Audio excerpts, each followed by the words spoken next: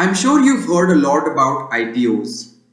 They enable the company to raise money for its future growth, and they enable you, the shareholder, to participate in that future growth and to receive a share of the company's profits.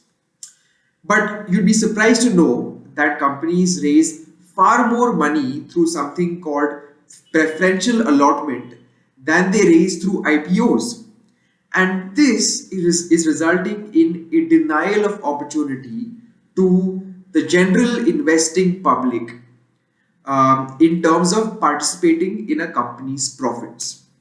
This is what a recent column by Mitu Bhardwaj and Rasmeet Kohli from NISM argues. The column was published in Mint last week. So first, let's understand what are the ways in which a company can raise money. So one method is preferential allotment.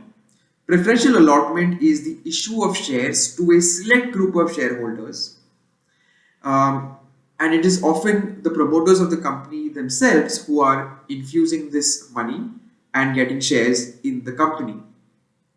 It is meant to be used in times of emergency when the company's management is not confident of raising money from the general public.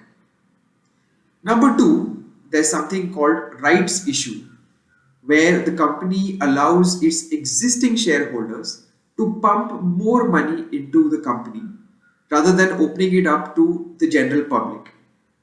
Now, although again this situation is something of a closed circle, it is not as closed as preferential allotment because the company is opening up the rights issue to its entire shareholder base, and anyone can purchase shares and become a shareholder of the company. Number three is, of course, IPOs, where the company is asking the general public to subscribe and give it some capital in return for shares, and therefore the general public gets to participate in the growth, the future growth of that company. Over the last 12 years, the column shows that around 8 lakh crores was raised through preferential allotment compared to just 3.3 lakh crores through IPO and just 2 lakh crore through rights issue. So one problem with this trend is that only a select few shareholders get to participate in most of the company's growth. To be sure, of course, preferential allotment has to be sanctioned by the shareholders of the company.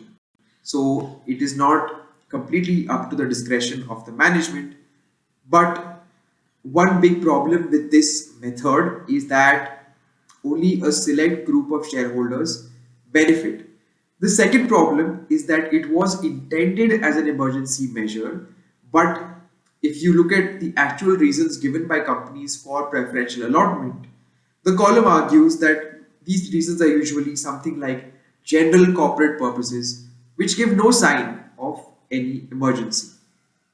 This is why the column argues and concludes that actual Indian public shareholders may be getting shortchanged in this process. Thank you for listening and goodbye.